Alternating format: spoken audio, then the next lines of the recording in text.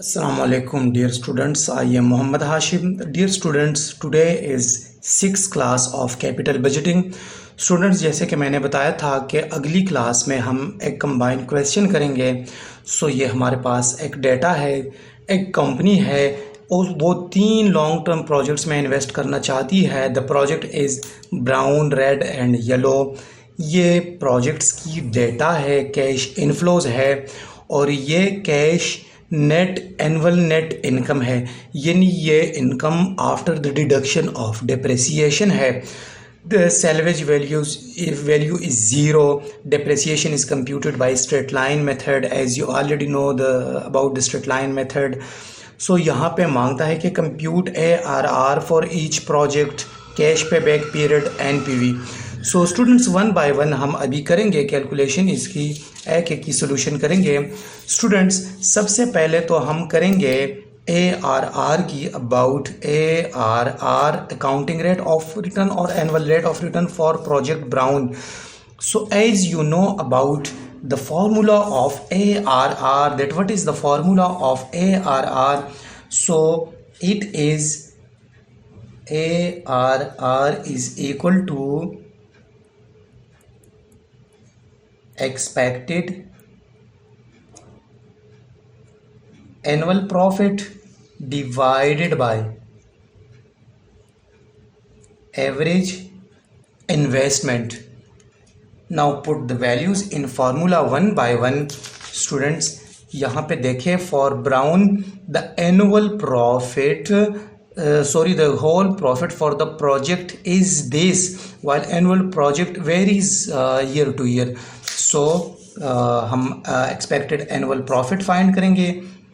expected annual profit, यहाँ पे depreciation, जैसा कि मैंने कहा कि ये आफ्टर डिप्रेसिएशन है, और ARR के बारे में मैंने कहा था कि ARR में हम अगर डिप्रेसिएशन माइनस ना की गई हो तो हम डिप्रेसिएशन माइनस करेंगे, वाइल जो अदर टेक्निक्स है उनसे अगर डिप्रेसिएशन माइनस की गई हो तो हम डिप्रेसिएशन री ऐड करेंगे। लेकिन यहाँ पे इन्होंने कहा कि annual net income, it means कि डिप्रेसिएशन माइनस की गई है, डिडक्शन हुई है डिप्रेसिएशन की, तो ARR में हम डिप्रेसिएशन फर्दर रीएड नहीं करेंगे क्योंकि यहाँ से डिप्रेसिएशन डिडक्ट हुई है। स्टूडेंट्स, तो average annual expected annual profit इसका फॉर्मूला है, मैं ये मोबाइल ठीक करूँ बैठ।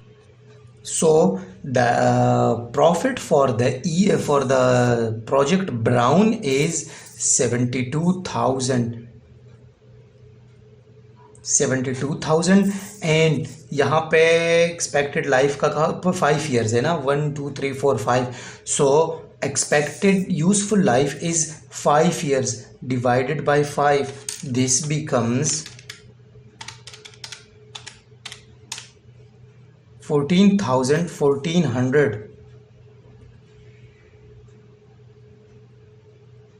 This is expected annual profit.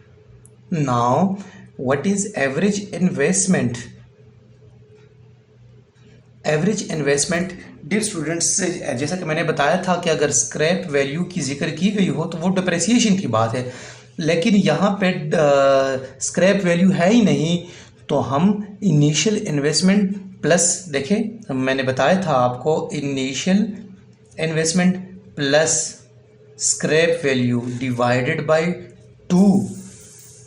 तो यहाँ पे स्क्रैप वैल्यू की जिक्र है ही नहीं, तो initial investment for project brown, what is for initial investment for project brown, it is 1,90,000, while there is no scrap value, scrap value नहीं है.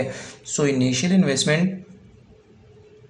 plus scrap value 0 divided by 2, it becomes divided by 2, it becomes 95,000. 95,000. Put the values in formula. Expected annual profit, what is expected annual profit? 14,460. Well, it becomes 60 or it becomes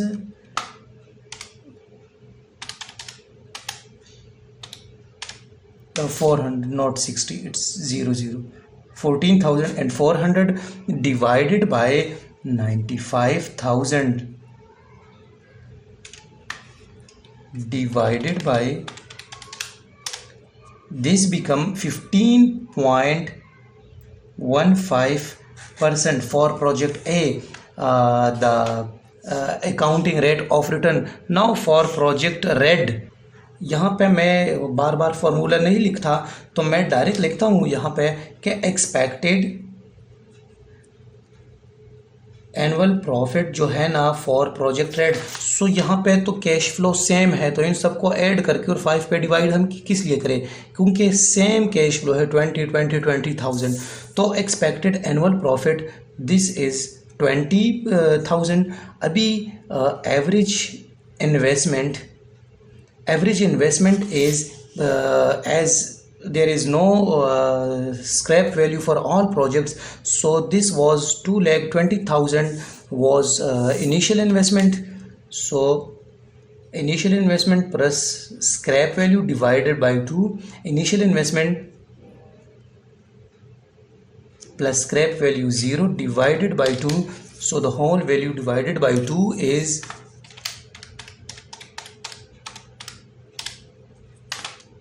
1,10,000. This is average investment. Putting the value by in formula, the formula is expected annual profit, which is 20,000 divided by this.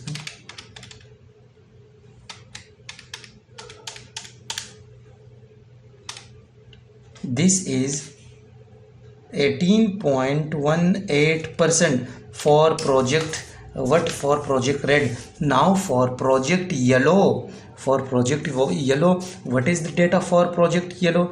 Expected annual profit, it is equal to, this is the whole and profit for the project after deducted depreciation, it's 1,10,000 divided by, for how many years, 1 2 3 4 5, divided by 5 years. So you will get expected annual profit. देखिए हम annual की बात कर रहे हैं, ये तो whole project की profit है. Divided by 5, we get 22,000. 22,000 is expected annual profit. Now average investment is equal to initial investment. What is initial investment? 2,50,000 is initial investment plus 0 scrap value divided by 2. So it becomes 1,25,000. This is initial investment. Put the values in formula. ARR is equal to expected annual profit divided by average investment. Expected annual profit is 22,000 divided by average investment, which is 1,25,000.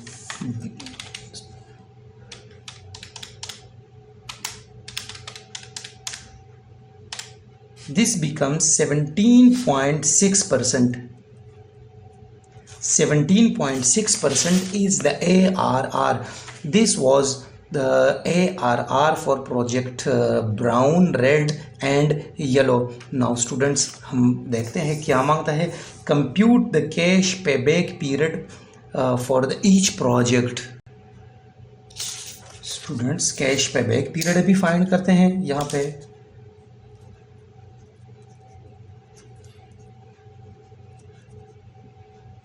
Cash payback फी period for each projects. So यहाँ पे जैसा कि हमने पढ़ा था, एक table बनाएंगे इनके लिए. ईयर 1 2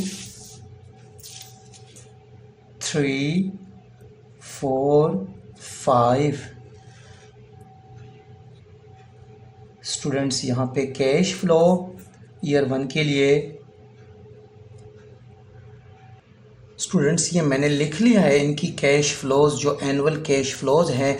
अभी डिप्रेसिएशन इसमें रीऐड करेंगे। सो डिप्रेसिएशन का जैसे कि हमें पता है कि depreciation is equal to initial investment plus scrap value, लेकिन यहाँ पे सॉरी माइनस स्क्रैप वैल्यू, यहाँ पे स्क्रैप वैल्यू है ही नहीं। So the whole initial investment will be consider depreciation. इसको हम 5 ईयर्स पे डिवाइड करेंगे। सो एनुअली डिप्रेसिएशन हमारे पास आएगा। सो 1,90,000 जो है ना, ये इनिशियल इन्वेस्टमेंट है डिवाइडेड बाय 5,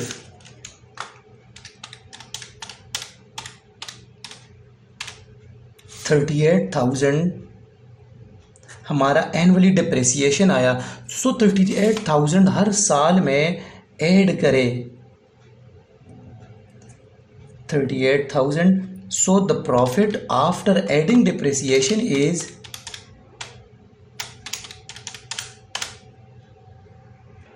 स्टूडेंट्स ये मैंने ऐड की। So the cash flow after depreciation is this. Now as we know that for cash payback period we have another column which is cumulative cash flow. So it is cumulative cash flow, please add. So 63,000 ऐसा ही आएगा। 63,000 plus 54,000, it's 117,000 plus what 51,000, it becomes plus 41,000.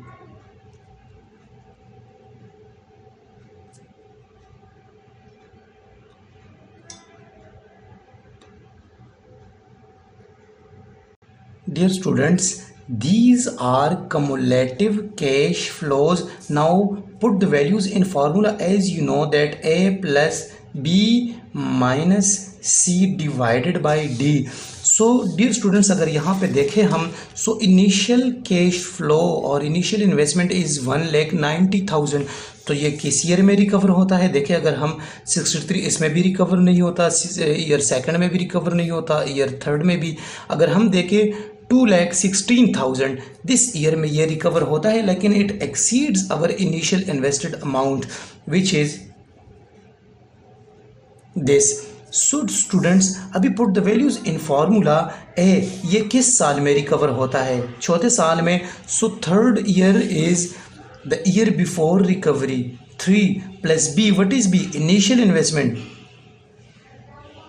Minus C cumulative return before recovery year which is 1,68,000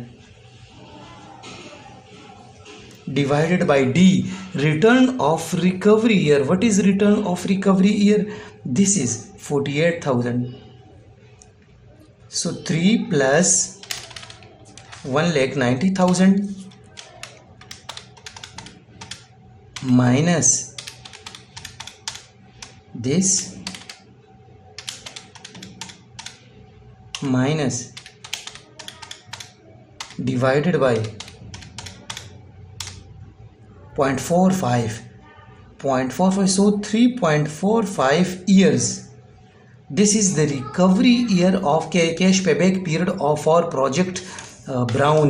Now for project Red. For project Red, as we know that if there is uniform cash inflow, यहाँ पे uniform cash inflow है, तो इसका तो हमने formula पढ़ा था कि initial investment plus annual cash flow यानी इसमें डिप्रेसिएशन ऐड किया जाए। अभी इसकी डिप्रेसिएशन क्या बनेगी?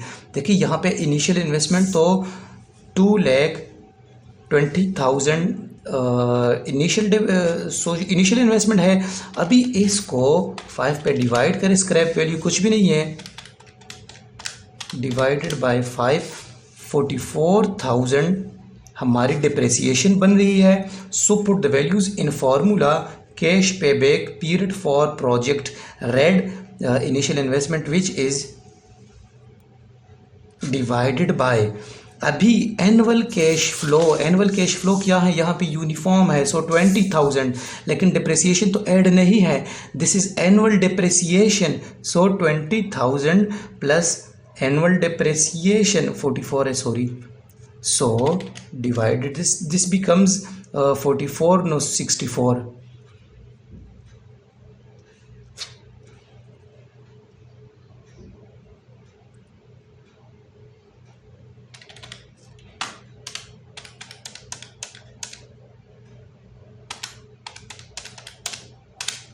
This is 3.43 years. Cash payback period for this project is 3.43 years. Now come to for project yellow. What's in project yellow? Yellow में भी हम एक टेबल बनाएंगे. So year 1 2 3 4 5 मैं यहाँ पे कैश फ्लोज लिखता हूँ. अभी अगर हम यहाँ पे डिप्रेसिएशन की बात करें, वाली डिप्रेसिएशन जो कि 2,50,000 इनिशियल इन्वेस्टमेंट है, इसको अगर हम 5 ईयर्स पे डिवाइड करें सो एनुअली डिप्रेसिएशन बिकम्स 50,000. सो हमारा एनुअली डिप्रेसिएशन 50,000 है. तो मैं ट्रीटमेंट करके आपको बताता हूँ. स्टूडेंट्स, ये मैंने ट्रीटमेंट की. This is our cumulative cash flow. Students, हम अगर देखें तो इनिशियल इन्वेस्टमेंट हमारा यहाँ पे है 2,50,000. अभी देखते हैं कि ये किस ईयर में रिकवर होता है. सो अगर ईयर फर्स्ट में देखें नहीं, सेकंड में नहीं, थर्ड में नहीं, तो ये ईयर फोर्थ में रिकवर होता है. लेकिन this amount exceeds our initial investment. So अगर इस साल में रिकवर होता है, so as you know that a + b - c divided by d. So a is the year before recovery which is 3 plus b is initial investment minus cumulative return. C is cumulative return before recovery year. This divided by D, return of recovery year. This D is this. Now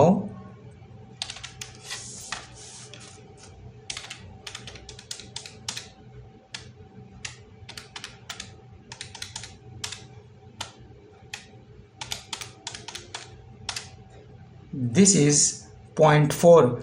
So 3.4 years is the cash payback period of for this project. So this was the cash payback period for project brown, red and yellow. Now we are going to solve another part of this question which says that compute net present value for the each project. So we are going to compute net present value. As you know that in NPV also we add the depreciation. इसमें हम depreciation add करेंगे तो फिर हम NPV find कर सकते हैं.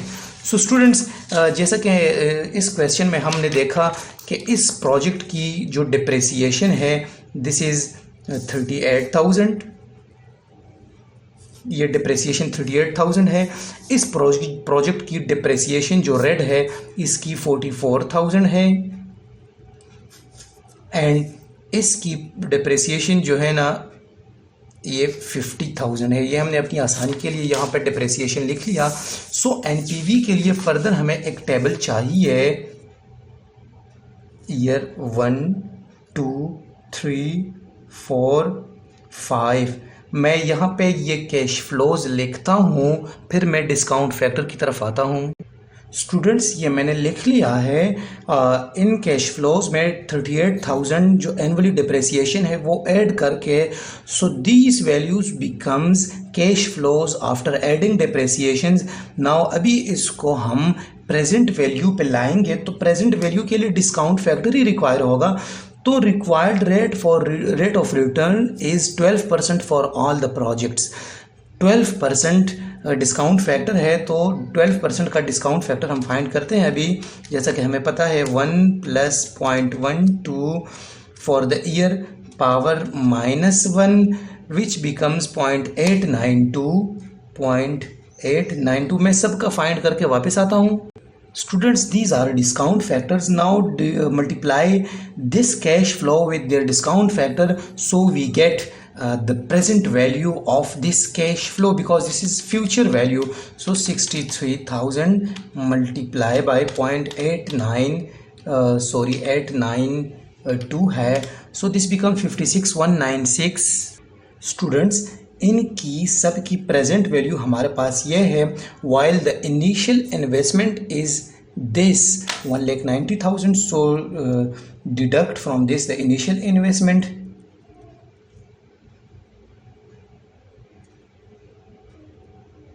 192, ये मैंने कुछ गलत लिखा है यहाँ पे, मैं ठीक करता हूँ. अच्छा, इसमें ये ज़ीरो नहीं है, ये ज़ीरो, मैं फिर से करता हूँ. 56,196 प्लस 43038 प्लस 36,261 प्लस 3480 प्लस 26082. अच्छा, इसमें ये ज़ीरो नहीं है, minus so minus it becomes 2057 is our NPV for the project brown. Now forward for the project red. project red में स्टूडेंट्स अगर हम देखें तो यहाँ पे cash flow uniform cash flow है. तो यूनिफॉर्म कैश फ्लो के लिए मैंने आपको एक फार्मूला बताया था कि प्रेजेंट वैल्यू ऑफ एनवीटी की फार्मूले से, प्रेजेंट वैल्यू ऑफ एनवीटी, इस फॉर्मूले से मैंने आपसे कहा था कि अगर कैश फ्लो यूनिफॉर्म हो तो हम फाइंड कर सकते हैं. So what is that formula? That formula is cash flow multiply by 1 minus 1 plus I power minus N divided by I. ये फार्मूला था. So now put the values in this formula. So what is annual cash flow? This 20,000 is annual cash flow because यहाँ पे uniform cash flow है. यहाँ पे जो cash flow है ये वेरी नहीं करता, ये यूनिफॉर्म कैश फ्लो है. तो स्टूडेंट्स, इस पे अगर हम डिप्रेसिएशन ऐड करें, जैसा कि हमें पता था कि 20,000 तो है यूनिफॉर्म कैश फ्लो ये, लेकिन डिप्रेसिएशन हमने कहा था कि डिप्रिसिएशन ऐड करेंगे. सो 44,000 अगर डिप्रिसिएशन ऐड करें इसमें तो यूनिफॉर्म कैश फ्लो बिकम 64,000. सो 64,000 1 माइनस 1 प्लस डिस्काउंट फैक्टर क्या है 0.12 पावर माइनस कितने साल है यहाँ पे इन्होंने बताया होगा 5 ईयर्स. ये देखें ना 1 2 3 4 5 years.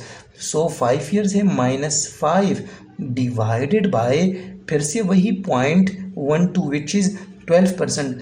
So now calculate this, we get 1 minus, here is minus 1 minus 1.12 power minus 5 divided by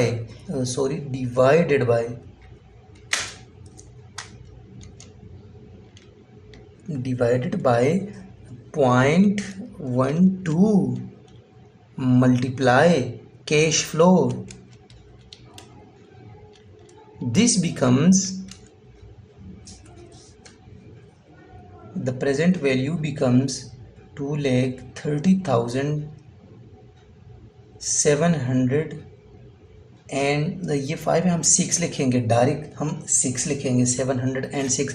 now deduct the initial cash outflow from this. What is the initial cash outflow? It is, this is the initial cash outflow. So 23706 minus this value,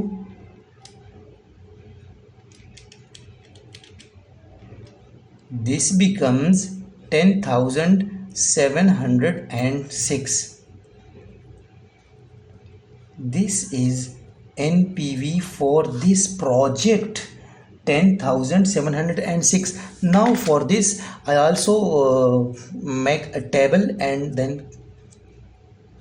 4 5. फिर मैं आता हूँ. Students ये cash flow after adding depreciation, और जैसा कि आपको पता है कि 12% जो है ना वो डिस्काउंट फैक्टर है, सो ये सेम है यहाँ पर 12% डिस्काउंट फैक्टर सेम है। तो अभी इन कैश फ्लोज को हम प्रेजेंट वैल्यू पे लाएंगे, तो इन डिस्काउंट फैक्टर्स के साथ हम मल्टीप्लाई करके देखते हैं क्या आता है।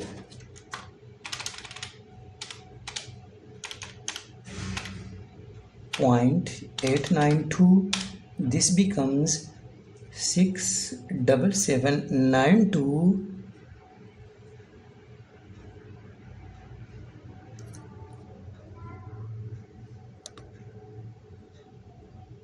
अच्छा ये स्टॉप नहीं होता मोबाइल, बस मैं वैसे ही करता हूँ। 74,000 multiply 0.797, it becomes 58,978. 73,000 multiply 0.71, it becomes 51,903. 67,000 multiply 0.635, it becomes 42,545. अभी 70,000 multiply 0.567, it becomes 39,690. So the present value becomes this 42,54,5 plus 51,903 plus 58,978 plus 67792 26908. This is the present value. 26908 minus what is the initial cash outflow? This is our NPV is 10,908. Now students, which project has high NPV? As you know that 100 divided by the whole amount. What was the whole amount? Multiply present value. यहाँ पर 100 divided by what was the whole amount? This was multiply. This is NPV. What is the whole amount? Multiply. This is NPV. Which project will have high NPV? So 100 divided by multiply 1.08% of its initial amount. This is divided by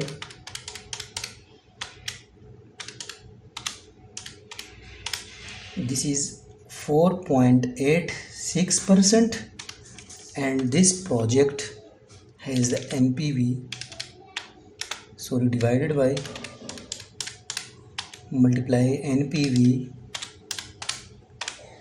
is 4.36%. So students, this was all about this question. मैं आपको एक assignment देने जा रहा हूँ, आप assignment पे कोशिश करें, ट्राई करें, तो इंशाल्लाह आप बहुत बेहतर समझ जाएंगे। यहाँ से आप एक स्क्रीनशॉट ले लें, वीडियो को अगर आप पास करते हैं तो स्क्रीनशॉट ले लें। This is your assignment, and comment box में ज़रूर मुझे इसके आंसर्स कमेंट करें ताकि मुझे पता चले कि आप लोग कितना समझ चुके हैं। Thank you.